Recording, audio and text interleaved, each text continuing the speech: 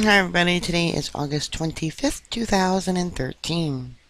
Navy ready to launch first strike on Syria. Britain is planning to join forces with America and launch military action against Syria within days, making sure that the attack is before Congress has resumed after its month-long vacation, in response to the gas attack believed to have been carried out by President Bashar Assad forces against his own people.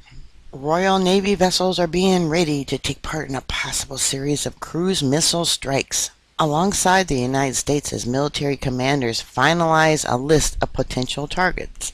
Damascus will be a pile of rubble.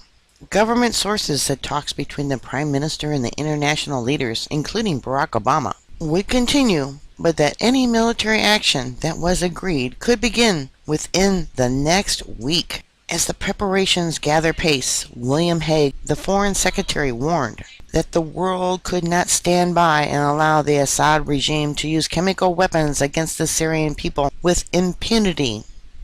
Britain, the U.S., and their allies must show Mr. Assad that to perpetrate such an atrocity is to cross a line that the world will respond when that line is crossed, he said.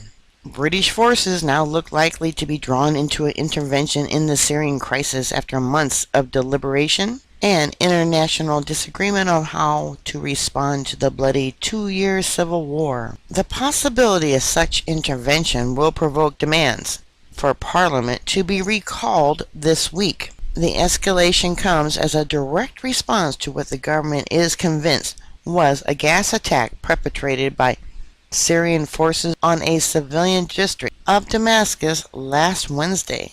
The Assad regime has been under mounting pressure to allow United Nations inspectors onto the site to establish who was to blame for the atrocity. One international agency said it had counted at least 355 people dead and 3,600 injured following the attack, while reports suggest the true death toll could be as high as 1,300. Syrian state media accused rebel forces of using chemical agents, saying some government soldiers had suffocated as a result during fighting. After days of delay, the Syrian government finally offered yesterday to allow a team of UN inspectors access to the area. However, Mr. Hague suggested that this offer of access 4 days after the attack had come too late. We cannot, in the 21st century, allow the idea that chemical weapons can be used with impunity, that people can be killed in this way, and that there are no consequences for it, he said. Foreign Secretary said all evidence points in one direction, to the use of illegal chemicals agents by the Assad regime forces. A government source added that even if UN inspectors visited the site of the attack, we would need convincing by the UN team that this was not the regime attack, because we believe everything points to the fact that it was.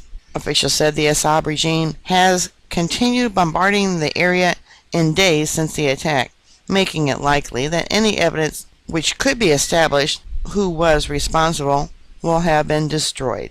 Mr. Cameron interrupted his holiday in Cornwall for talks with Mr. Obama, Francisco Hollande, the French president, and Angela Merkel, the German chancellor, after discussions via a secure telephone line over the weekend. Yeah, I bet you NSA was listening in on that. All the leaders agreed on the need for a serious response. Government sources confirmed that military action was among the options on the table, but publicly said that no decisions had been taken. The Prime Minister, however, is believed to have abandoned hope of securing any further meaningful response from the UN amid opposition from Russia. Labauer said Parliament must be recalled if Mr. Cameron was considering a military response, but Downing Street sources said this may not be necessary as the Prime Minister retained the right to act urgently if required. Mr. Cameron will face criticism for any British military involvement from many MPs, who believe the armed forces are already overstretched and must not be committed to another distant conflict. Any retaliatory attack would be likely to be launched from the sea, as the Syrian Air Force is judged to be strong enough to shoot down enemy jets. A Royal Navy nuclear-powered submarine is said to be in the region, while a number of warships recently left Britain for exercises in the Mediterranean. Commanders may also need to make use of the RAF base in Cyprus for air support. If military action is approved, the first wave of missiles could start within a week. Military sources suggest the early hours of the 2011 campaign against Colonel Muammar Gaddafi could form a template for any operation. The Libya campaign began with a blitz of Tomahawk cruise missiles from U.S. warships and from a British Trafalgar-class submarine. The Royal Navy declined to comment on the current positions of its submarines, but they regularly pass through the area on their way to the Suez Canal. America's Sixth Fleet currently has 4 guided missile destroyers in the area, each of which could join the attack. The Royal Navy also has its Rapid Response Task Force in the Mediterranean.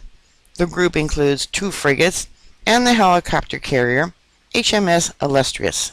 Navy sources said there were no plans to change the exercise, but the group provided strategic contingency if needed.